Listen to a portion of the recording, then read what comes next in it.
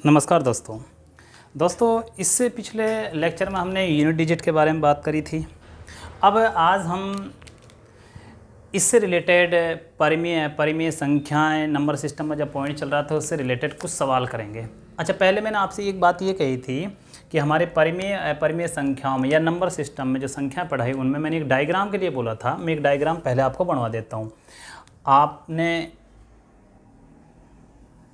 ये पॉइंट था हमारा कि ये हमारी संख्याएं थी कौन सी, प्राकृत संख्या, नेचुरल नंबर। देखो नेचुरल नंबर के अंदर हमारी कौन कौन सी होंगी, हमारी सम संख्या भी इसके अंदर होंगी, हमारी विषम संख्या भी इसके अंदर होंगी। ये हमारी इवन नंबर हो गई और ये हमारी ऑड नंबर हो गई। और इन इवन और ऑड में ही मिलाकर आपकी कौन सी होती हैं, इनमें मिलाकर आपकी अभाज्य संख्याएं होती हैं। क्लियर? यानी कि प्राइम नंबर भी प्राकृत के अंदर होती हैं, सम भी इसके अंदर होती हैं और ऑड नंबर भी। और ये प्राकृत संख्याएं जो होती हैं वो किसके अंदर होती हैं, आपकी पूर्ण संख्याओं के, होल नंबर्स के अंदर। ये हमारी पूर्ण और पूर्ण संख्याएं जो होती हैं हमारी किसके अंदर होती हैं, पूर्णांक यानी इंटीजर नंबर के अंदर। और पूर्णांक संख्याएं जो हैं हमारी वो किसके अंदर होती हैं, परिमेय के अंदर। बोलो। और अगर हम इस पूरे डायग्राम की बात करें तो ये पूरा जो डायग्राम है ये बन गया हमारा कौन सा, रियल नंबर्स का, यानी कि वास्तविक संख्याएं। लेकिन वास्तविक संख्याओं के अंदर एक और भी थी हमारी कौन सी, अपरिमेय संख्याएं। ये परिमेय से अलग होती हैं लेकिन होती किसके अंदर हैं, वास्तविक संख्याओं के अंदर। अब इससे रिलेटेड जैसे हमारे कोई सवाल होते हैं कथन निष्कर्ष की तरह, जैसे मान लो कि मैं आपसे प्रश्न पूछता हूँ, क्या सभी पूर्ण संख्याएं प्राकृत संख्या होती हैं? नहीं। अगर ये प्रश्न आ जाता है कि जीरो को छोड़कर सभी पूर्ण संख्याएं प्राकृत संख्या होती हैं, बिल्कुल होती हैं। क्योंकि अगर हम जीरो प्राकृत संख्याओं की बात करें तो कहाँ से स्टार्ट थी हमारी, 1 2 3 डैश डैश डैश। पूर्ण संख्या हमारी 0 1 2 3 इस तरह से स्टार्ट थी। बोलो क्लियर है? अब मुझे बताओ कि अगर मैं 0 को छोड़ दूँ तो सारी संख्या प्राकृत होंगी कि नहीं, वो पूर्ण संख्या होंगी कि नहीं होंगी ये? तो आपको ये पता चल चुका है कि हमारे इससे कथन निष्कर्ष के प्रश्न पूछ सकता है। बोलो क्लियर? एक बार ये डायग्राम बनाओ फटाफट, फिर आगे चर्चाएं करते हैं।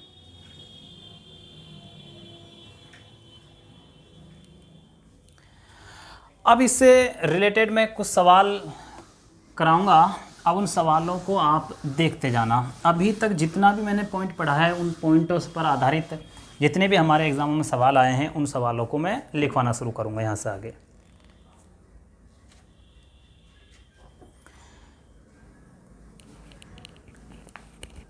देखो क्वेश्चन आया हमारे मेंस 2017 में और पहला ही प्रश्न बड़ा अच्छा प्रश्न है। यदि n इक्वल टू 4 की पावर 11 प्लस में 4 की पावर 12 प्लस में 4 की पावर 13 प्लस में 4 की पावर 14 है तो इसमें कितने धनात्मक गुणनखंड होंगे, है तो इसमें कितने धनात्मक गुणनखंड होंगे। तो देखो इसके विकल्प की अगर मैं बात करता हूं तो ऑप्शन ये थे हमारे। ऑप्शन ए में था यहाँ पर 90, बी में था 92, सी में था यहाँ पर 43 और डी में था यहाँ पर 42। देखो मैंने आपको गुणनखंड निकालने के तरीके बताए थे कि सबसे पहले आप संख्या का क्या निकाल लो, अभाज्य गुणनखंड। और अभाज्य गुणनखंड में जितने भी गुणनखंड आते हैं तो उनकी पावर प्लस में 1 करके मल्टीपल करते हैं। क्लियर? आप पिछले लेक्चरों को देखें तो इस सवाल में अगर हम बात करें तो इसमें क्या करा है, यहाँ पर मैं अगर इसको हल करूँ तो 4 की पावर 11 मैं कॉमन ले लेता हूँ तो यहाँ क्या बचेगा, 1। अच्छा देखो क्यों ऐसा होता है, देखो 11 की, जैसे मान लो 4 की पावर 12 है, तो इसको अगर हम लिख सकते हैं 4 की पावर 11 इंटू 4 की पावर 1। तो 4 जब जैसे मैं कॉमन ले लूँगा तो बचेगा क्या यहाँ पर 4 की पावर 1, और जहाँ कंप्लीट कॉमन आ जाता है वहाँ पर हमेशा 1 रहता है। तो इसमें आ जाएगा 4 की पावर 1 प्लस में यहाँ पर क्या आएगा 4 की पावर 2, यहाँ पर क्या आएगा 4 की पावर 3। इसको हल करोगे तो आपके पास में ये आ जाएंगे 4 की पावर 11 इंटू, देखो कोष्टक का मतलब गुणा का चिन्ह, इसको हल करो 4 की पावर 3 का मतलब 64 है, और 4 की पावर 2 का मतलब 16, 80 और 5 कितने हो गए 85। आप इसके प्राइम फैक्टर करोगे तो क्या इसको 2 गुणा में 2 की पावर 11 लिख सकते हो, और इसको क्या लिखोगे 5 गुणा में 17। इसको आप क्या लिखोगे 2 की पावर कितना, जब 2 है तो 2 की पावर 2 पे 11 और है तो 11 कितनी हो जाएगी 22। यहाँ पर 5 की पावर 1 है, यहाँ पर 17 की पावर 1 है। तो मैंने अभी बताया अगर इसके अभाज्य गुणनखंड पूछे तो इनको ऐड करते हैं डायरेक्ट, लेकिन उसने पूछा है कितने पॉजिटिव फैक्टर हैं, धनात्मक गुणनखंड हैं, अभाज्य नहीं पूछा। तो इसके लिए मैंने क्या कहा पावर प्लस में 1 करो, तो 22 और 1 कितने हो गए 23। 23 गुणा में 1 और 1 जोड़ा 2 हो गए, फिर 1 और ऐड करा तो 2 हो गए, यानी पावर में 1 ऐड करते गए मल्टीपल कर दिया तो 23 दू 46 और 46 दूना कितने होते हैं 92।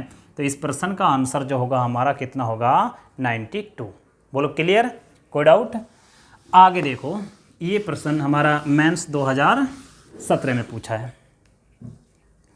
क्वेश्चन नंबर नेक्स्ट लिखवाता हूँ आपको। एक प्रश्न एसएससी 2017 में फिर पूछा है, और 17 में सवाल ये पूछा है कि कौन सा कथन सत्य है, which of the following statement is are true, कौन सा कथन सत्य है। क्वेश्चन यानी कि जो ऑप्शन रखे हैं इसने इस तरह से पहला स्टेटमेंट रखा है 72 के कुल 12 धनात्मक गुणनखंड है,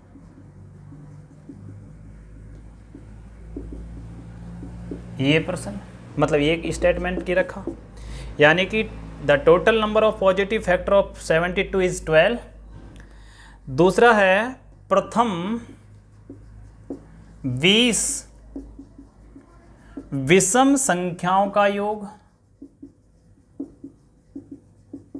ये भी 17 में पूछा सवाल है, योग 400 है। और तीसरा पॉइंट है जो हमारा ये पूछा है 2 अंकों की सबसे बड़ी अभाज्य संख्या 97 है, और इसके विकल्प जो दिए हैं वो ये रखे हैं 1 सही है, बी में 1 व 2 सही है, सी में रखा है 1,2 व 3 सही है, और डी में रखा है नन ऑफ दीज, इनमें से कोई नहीं।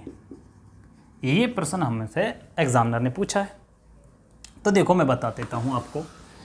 अब आप सबसे पहले देखो पहला पॉइंट तो हमारा ये सही है कि 2 अंकों की सबसे बढ़िया भाज्य संख्या कौन सी है 97। आप याद देखो प्राइम फैक्टर या प्राइम नंबर्स मैंने पढ़ाई स्टार्टिंग क्लास जो थी हमारी वो इसी पर चर्चा करी थी मैंने, तो सबसे बड़ी 97 आ गई यहाँ पर एक पॉइंट। दूसरा है कि अगर हम बात करें यहाँ पर कि प्रथम 20 विषम संख्याओं का योग क्या है 400, तो आप देखो प्रथम 20 विषम संख्या कौन सी होगी 1, उसके बाद में कितनी थी 3, उसके बाद में क्या है यानी कि आपके पास में 5 डैश डैश 20वीं संख्या जो भी होगी 20 संख्या है। तो मैंने आपको एक सूत्र बताया था क्या n², ये n क्या था, मैंने कहा कि जो टोटल संख्या थी उनमें जब हम लगातार लेते थे हम आधी आधी करते थे, लेकिन इसने तो खुद नहीं लिख दिया कि प्रथम 20 विषम संख्याएं, तो यहाँ पर 20 का स्क्वायर करोगे तो आपके पास कितना आएगा 400। क्लियर है। जब मैंने आपको सम विषम का योग करना सिखाया था वहाँ पर ये पॉइंट पढ़ाया था, तो आपके पास यानी कि पॉइंट नंबर 2 भी हमारा सत्य है। अब हम बात कर लेते हैं पहले पॉइंट के बारे में। तो उसने कहा है कि 72 के कुल 12 धनात्मक गुणनखंड है। धनात्मक गुणनखंड का मतलब इसका कि इसमें कितने जो यानी कितनी संख्या ऐसी जिनका इसमें पूरा पूरा भाग जाता है। तो इसके गुणनखंड निकालने के तरीके मैंने कहा था कि सबसे पहले आप अभाज्य गुणनखंड निकाला करो। कहीं पर भी कोई भी संख्या के निकालने तो उसके अभाज्य गुणनखंड कर लिया करो पहले। तो यहाँ पर 36 आया, उसके बाद में बोलो कितना आएगा 18, फिर कितना आएगा आपके पास बोलो यहाँ पर 9 के बाद में कितना आ जाएगा आपके पास में 3, और 3 के बाद में क्या आएगा 1 आएगा। बोलो क्लियर। और देखो ये तो मैंने इसकी डिटेल बता दी है, बाकी बच्चे डायरेक्ट कैसे करें इसको लिखोगे 8 नाम 72, इसका आपको पता है 2 की पावर कितने होते हैं 3, इसके पता है 3 की पावर 2।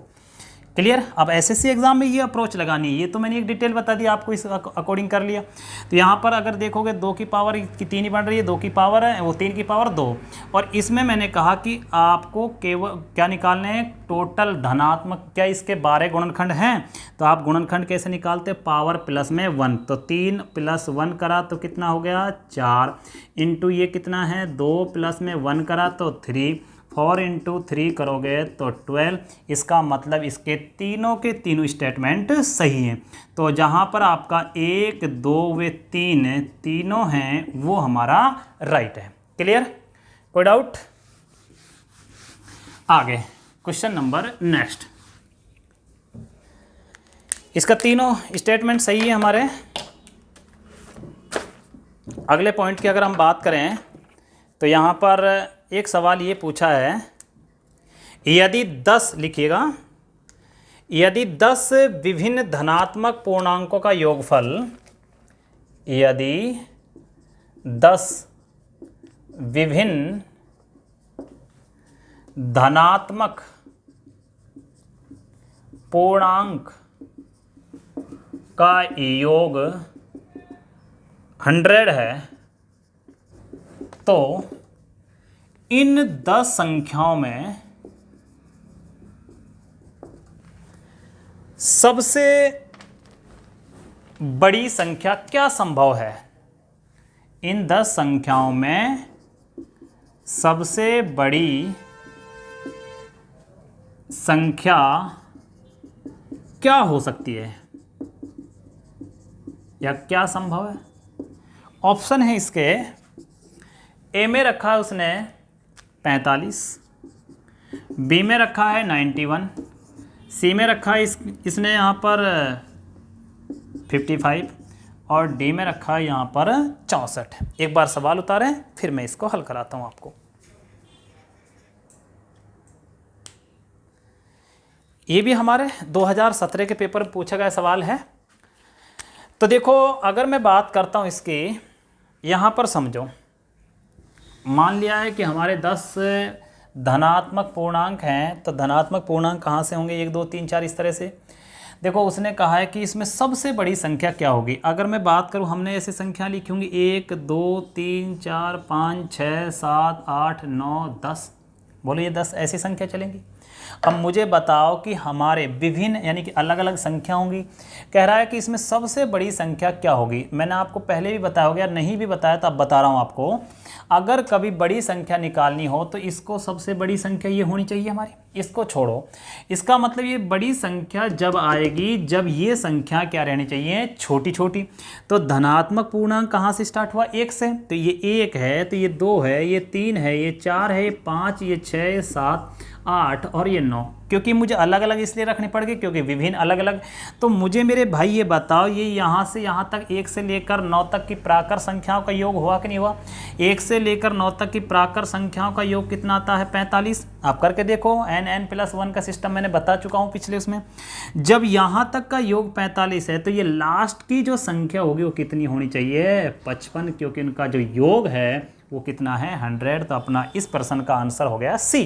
क्लियर। कोई डाउट। ये भी एसएससी इतने शानदार प्रश्न पूछ रही है, लेकिन सब पर अप्रोच है इन पर कि कैसे कैसे हम इन सवालों को हल करें। क्लियर। हटा रहा हूँ इस सवाल को। सवाल नंबर नेक्स्ट, ये 17 के सवाल हैं हमारे मेंस में पूछे गए सवाल हैं, उन सवालों की हम चर्चाएं कर रहे हैं और भी सवाल ले रहे हैं। अब देखो और आगे सवाल, एसएससी मेंस 2017 में फिर एक सवाल पूछा है। उसने एक क्वेश्चन लिखा है √261 और तथा अंडर रूट 109 के मध्य कितनी प्राकृत संख्या हैं? ये मेंस के पेपर में सवाल पूछा है। देखो बच्चे जब मेंस की तैयारी करता है तो उसके छोटे छोटे पॉइंट बहुत याद होते हैं और रहने भी चाहिए। अब हमसे इनके विकल्प दे दिए हैं उसने। ऑप्शन ए में रखा उसने 144, बी में रखा मेरे भाई उसने 196, सी में उसने रखा 168 और डी में रखा उसने 195, 195। क्लियर? अब इस सवाल के बारे में हम चर्चाएं कर लेते हैं थोड़ी सी। तो देखो एक बात बता देता हूं आपको मैं। सबसे पहले कि हम बात करें 261। अब देखो इनके पूर्ण वर्गमूल तो होते नहीं हैं 261 के, लेकिन अगर मैं बात करूं तो 261 की अगर मैं बात करता हूं तो ये 256 होता है 16 का। तो ये संख्या 16 से तो बड़ी है। क्लियर? तो यहाँ पर इसका मतलब है कि इसमें 16 के बाद में 16 तो आएगा नहीं, क्योंकि बड़ी संख्या तो 17 से स्टार्ट होगी। इसकी स्टार्टिंग कहाँ से होगी? इसके मध्य 17, 18, 19, 20 इस तरह की संख्या होंगी, प्राकृत संख्याएं। क्लियर? और अगर बात करें रेंज कहाँ तक जाती है तो आप करोगे यहाँ पर, देखो इनके निकालने के लिए अगर मैं एक आइडिया लेता हूँ तो यहाँ पर आपके पास में कितना है 9 किस में आता है? या तो 3 में आता है, 3 में किस में आता है 9, 3 में आता है या आता है 7 में हमारा। बोलो क्लियर? 2 अंक हमने इसमें से काट दिए हैं, बच गए कितने आपके पास? 451। अब 451 आप देखो किसके वर्ग के आजू बाजू में है। अगर 22 का निकालते हो तो आता आपके पास में कितना? 484। तो ये हो गया किसके आजू बाजू में? 21 के आजू बाजू में है, यानी कि 441 है। तो यहाँ पर 41 यानी कि ये, अब ये संख्या है या ये संख्या है? तो यहाँ पर अगर हम बात करते हैं तो आप इसमें से कैसे चेक करोगे कि ये संख्या आएगी या ये आएगी? तो आप जो भी ये संख्या आई इससे 1 बढ़ाकर गुणा करके देख लो। आपने यहाँ पर देखा तो 22 से कम 22 हासिल 4 आई, वो 2 आई, और 22 2 44 और 2 कितने होते हैं? 46। ये हो रहा है 462, लेकिन ये कितना है? 451। इसका मतलब है कि ये 217 वाला पॉइंट खत्म। हमारा जो मान होगा वो कहीं ना कहीं इनके मध्य पूछा है, तो इसका मतलब वो 213 से तो छोटी संख्या होगी। क्लियर? तो इसका मतलब है कि संख्या कहाँ से स्टार्ट हुई है हमारी, यानी कि 17, 18, 19 और लास्ट रेंज जो जाएगी वो कहाँ तक जाएगी? 212 तक जाएगी हमारी, क्योंकि 213 अब मुझे ये भी नहीं पता है कि कंप्लीट है या नहीं, लेकिन अगर हम बात करें ये आएगा 213 के आजू बाजू में, यानी कि इससे मध्य प्राकृत संख्या तलाशनी है तो इससे छोटी कौन सी होती है? 512। पॉइंटों में होती नहीं है हमारी प्राकृत संख्या। तो हमारी जो रेंज है वो कहाँ तक गई है? 212। अगर मैं 212 में से इन 16 को हटा दूं तो हमारी इसके मध्य वाली संख्या आ जाएंगी।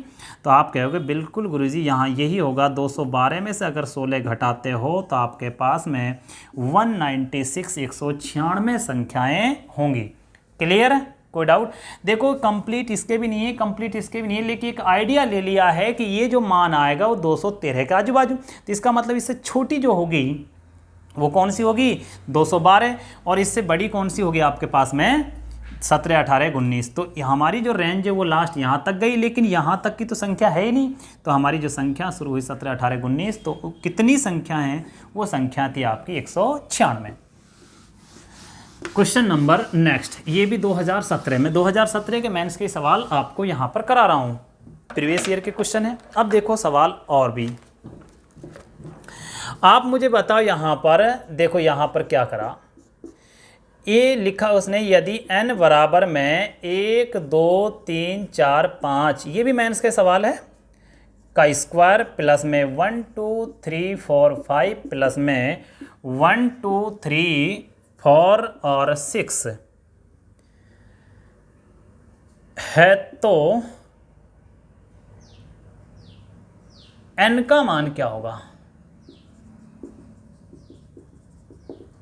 अब यहाँ नहीं, n का मान नहीं, यहाँ पर बोला है रूट n का मान क्या होगा, ये पूछा उसने।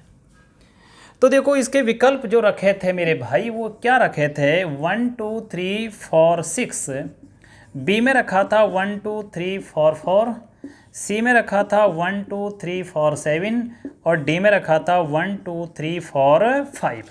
अब देखो हम बात करते इस सवाल की। देखो इसमें क्या कर रहा है कि इसका मान निकालो, इसका मान निकालो, इसका मान निकाल के फिर इनको ऐड करो, ऐड करके इसका वर्गमूल निकालो, बड़ा टाइम लग जाएगा। लेकिन एक बात बता देता हूँ मैं आपको, अगर तुम सपोज करो थोड़ा सा यहाँ पर यहीं देखना मेरे भाई, अगर मैं बात करूँ, अगर मैं केवल और केवल इस संख्या को ही रूट के अंदर लेता हूँ 1 2 3 4 5 का स्क्वायर, तो रूट अपने ऊपर से स्क्वायर हटा देगा, तो इसका खुद का मान होगा 1 2 3 4 5, मतलब इतना तो ये अकेले का ही आएगा। अब मुझे बताओ इसका मतलब इसका जो रिजल्ट आएगा इससे छोटा तो हो ही नहीं सकता। एक ऑप्शन खत्म।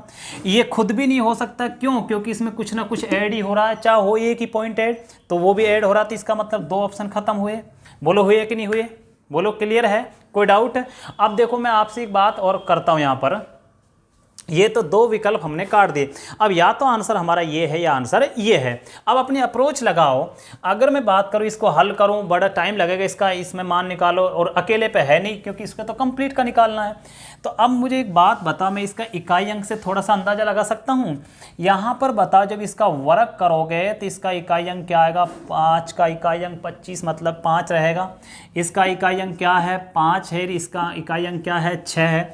अगर तुम इनको ऐड करोगे, जो भी मान आएगा इसको ऐड करोगे तो लास्ट में क्या आएगा? 6 आएगा कि नहीं आएगा? 5 और 5 10 और 6 16, तो 6 आएगा। अब मुझे बताओ जो 6 आता है वो किसके वर्गमूल? अगर मैं बात करता हूं तो 6 किस में आता है? 6 के 6 में। अरे 6 का अगर देखते हो तो 6 6 36, इकाई अंक 6 रहता है, क्या उसमें 7 बन सकता है? नहीं। तो इस सवाल का आंसर कौन सा होगा हमारा? ये। क्लियर? कोई डाउट?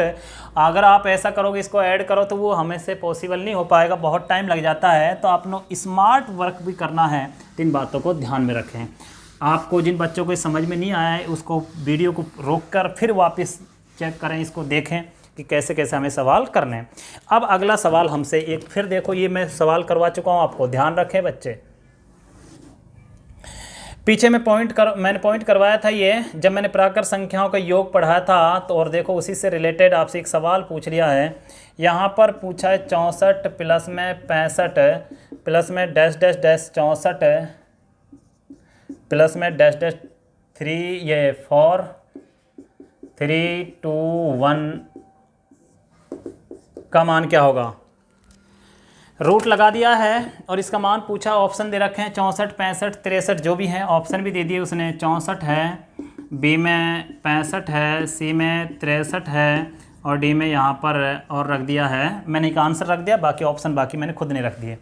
अब देखो एक बात बताओ मुझे, जब मैंने आपको पीछे पॉइंट पढ़ाया था मैंने कहा 1 2 3 plus dash dash dash 9 plus 10 plus 9 वापस डैश डैश डैश ये 3 2 1, इस तरह की संख्या 1 से स्टार्ट हो, पहले अधिकतम मान तक बढ़े, फिर उसी रेंज में घटकर 1 पर समाप्त हो जाए, तो सबसे बड़ी संख्या का वर्ग ही हमारा क्या होता था? उसका उत्तर योग बताया था मैंने। तो इसका मतलब इनमें यही काम हो रहा है, पहले बढ़ी है फिर उसी रेंज में घट गई, तो आपने इस संख्या को उठाया और इसको लिखा इस रूट के अंदर, सब इसका योग आ गया कितना? 65 का स्क्वायर, और स्क्वायर से रूट हट जाएगा, तो मुझे बता इसका आंसर क्या रहा? 65। बोलो क्लियर? कोई डाउट? ऐसे ऐसे एसएससी एग्जामिनर हमसे प्रश्न पूछ रहे हैं, आसान, लेकिन काम आपको स्मार्ट करना है, तभी आप इन पर यानी ये चीज़ें हल कर पाओगे। अगला क्वेश्चन हमारा ये है, एक प्रश्न हमसे ये पूछा गया उसने, हाँ ये मेंस 2017 में ही यूनिट डिजिट का मतलब इकाई अंक पूछा है, ये भी 17 में पूछा उसने। 819 की पावर 547 इंटू 414 की पावर 624 इंटू 342 की पावर 812 में इकाई अंक क्या होगा? में यूनिट डिजिट क्या होगा? अब ये प्रश्न पूछा, विकल्प है इसके 2 4 6 8। इसका इकाई अंक पूछ लिया है कि इसमें इकाई अंक क्या होगा। अब देखो याद करो, आपको मैंने पीछे इकाई अंक के भी नियम पढ़ा दिए हैं। 9 है, 9 कहता है घात सम विषम, देखो विषम है तो 9 की पावर 1 मल्टीपल है। 4 है, 4 कहता है घात में 4, वो सम विषम देखो तो 4 की पावर कितनी लिखोगे 2, और 2 लिखोगे तो क्या आएगा 16, 16 का 6। यहाँ पर क्या है 2, 2 के लिए क्या कहते हैं घात में 4 का भाग 2, पूरा पूरा जा रहा है, पूरा पूरा जा रहा है तो 2 मेरा 8 में क्या आता है 6। यहाँ हल करोगे तो आपके पास में 9 6 की 54 और 6 6 चौका 24 और 24 में इकाई अंक क्या आएगा 4।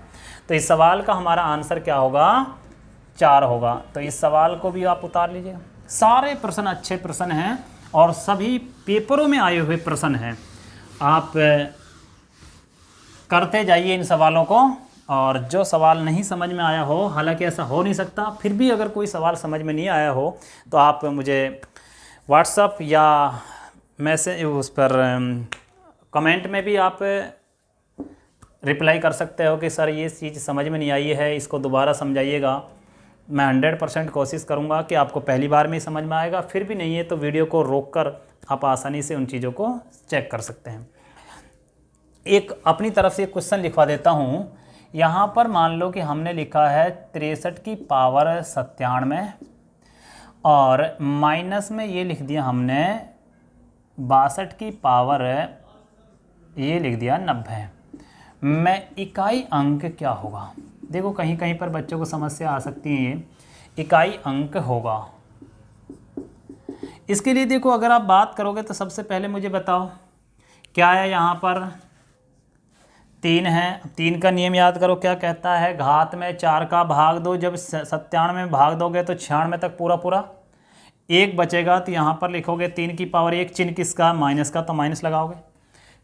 यहाँ पर क्या है 2 आप भाग दोगे 4 का तो 88 तक पूरा पूरा भाग जाएगा तो कितना बचेगा 2 की पावर 2 और 2 की पावर 2 का मतलब 4।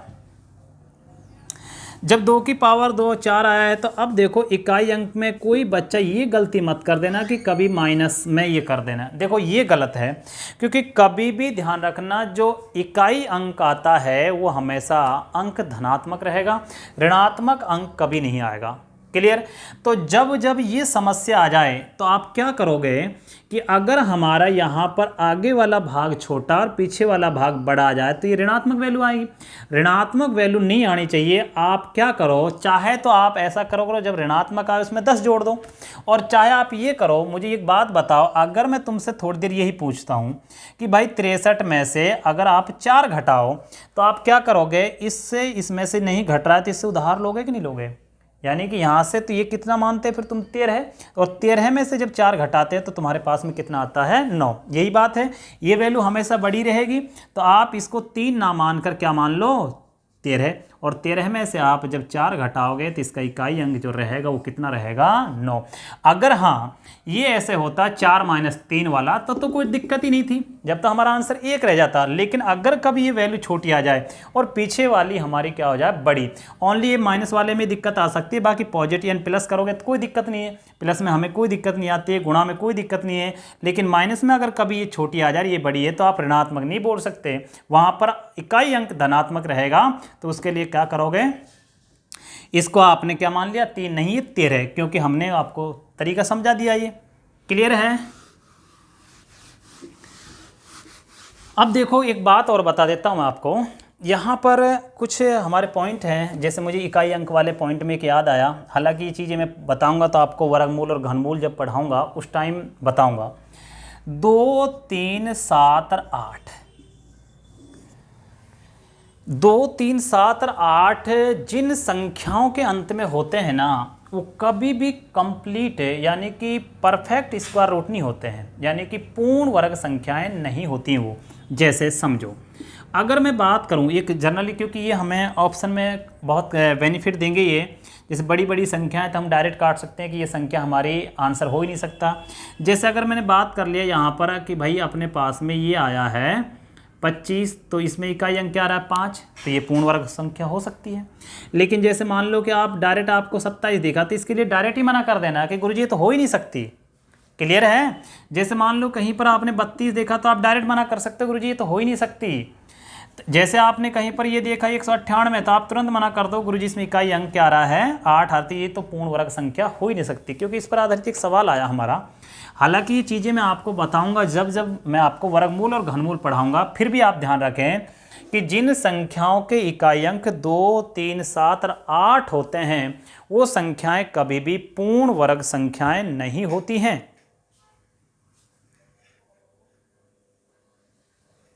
क्लियर? तो अब एक सवाल हमसे यहां पर एग्जामिनर ने ये पूछा है, देखो बहुत अच्छा सवाल था, और ये सवाल भी हमारे 2017 के पेपर में, नहीं 17 में नहीं, CPO 2018 में पूछा है। और सवाल क्या है? सवाल हमारा ये है, क्योंकि मैंने परिमेय संख्या पढ़ा दी इसलिए थोड़ा सा ये पॉइंट दोनों से रिलेटेड कर रहा है। निम्नलिखित में से किसका वर्गमूल एक परिमेय संख्या है? किसका वर्गमूल एक परिमेय संख्या? ऑप्शन रख रहा हूं मैं। बी में है हमारे पास 14, 89, 96, और सी में है 58, 23, 82, और डी में है। अब देखो परिमेय संख्या पूछिए कि मैं कौन सी परिमेय संख्या है। देखो परिमेय संख्या तो वो होगी जिसका पूरा पूरा वर्गमूल निकलेगा। अब हमें इतनी बड़ी संख्या दे दी, हम कैसे चेक करें कि यार ये इस परिमेय संख्या होगी? अब वो पैटर्न तो है नहीं कि हम वर्गमूल निकाल के देखें, तो हमारे पास इतना टाइम SSC देती नहीं है। तो यहाँ पर देखो सबसे पहले अप्रोच आपने देखा गुरुजी ये तो आंसर हो ही नहीं सकता, क्योंकि इसका पूरा पूरा वर्गमूल निकलेगा ही नहीं, क्योंकि मैंने अभी नोट लिखवाया है कि जिनके इकाई अंक 2, 3, 7 और 8 होते हैं वो कभी ज़िंदगी में पूर्ण वर्गमूल संख्या होती नहीं है। दूसरी बात, ऑप्शन डी भी कैंसिल आउट हो गया। ये भी बात ध्यान रखना मेरे भाई, अगर पॉइंट के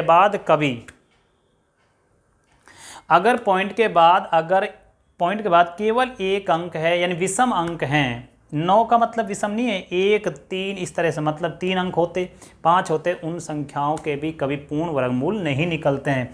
तो 2 ऑप्शन हमारे खत्म हो चुके हैं। क्लियर?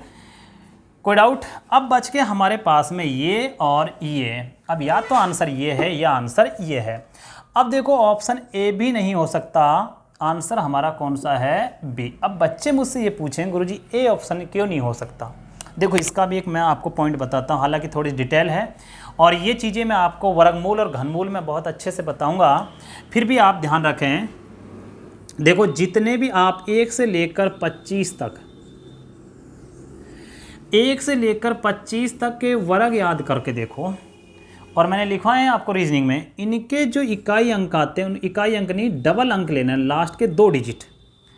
लास्ट के 2 डिजिट जो होते हैं वो कौन कौन से आते हैं वो देखोगे, कहीं पर 01 आएगा, कहीं पर 04 आएगा, कहीं पर 9 आएगा, कहीं पर 16 आएगा, 25 आएगा, यानी कि ये इस तरह से संख्या, कहीं 36 आएगा, 36 के बाद में 49 आएगा, 49 के बाद में 64, 64 के बाद में यहाँ पर आपके पास 81, 100, 121, इसके बाद में आपके पास में आ जाएगा 144, उसके बाद 169, उसके बाद 196, यानी कि वर्ग की मैं बात कर रहा हूँ। उसके बाद में 225। अगर आप उनको याद करोगे तो आपके पास में कभी भी 14 लास्ट में नहीं आता है, 2 डिजिट। ये आपको देखो अच्छे पेपर में ध्यान रखनी है बातें, CPO 2018 के एग्ज़ाम में पूछा है ये सवाल। तो यहाँ पर आपकी अप्रोच है कि 25 तक के अगर आप देखोगे वर्ग, जितने भी 25 तक के वर्ग में डबल अंक आते हैं लास्ट के, वो अंक ही आपकी वर्ग संख्याओं में रिपीट होंगे, चाहे आप 1000 तक लिख लो, चाहे 5000 तक लिख लो। तो इसका मतलब इनके इकाइयाँ यानी कि डबल अंक क्या है लास्ट के? 14। इसका मतलब ये भी हमारा आंसर नहीं हो सकता। अगर आप लिख के देखना एक बार 25 तक, 25 के बाद में 26, 27, 28 कितने भी लिखना, उनके सबके इकाई अंक डबल अंक देखोगे तो आपका 14 कभी भी रिपीट नहीं होगा। ये अंक बार बार रिपीट, ये अंक ही बार बार रिपीट होते रहेंगे, और इनको आप थोड़ा सा ध्यान रखें, एनालाइज करें कि यार कौन सा अंक हो सकते हैं, कौन सा नहीं। अन्यथा आप क्या करोगे, इसके पूर्ण वर्गमूल निकालोगे, इतने में टाइम लग जाएगा। अगर ये चीज़ें हैं, अप्रोच है आपके पास, इसलिए मैं कहता हूं कि आपको 50 तक के मुँह जवानी वर्ग याद रहने चाहिए। क्लियर?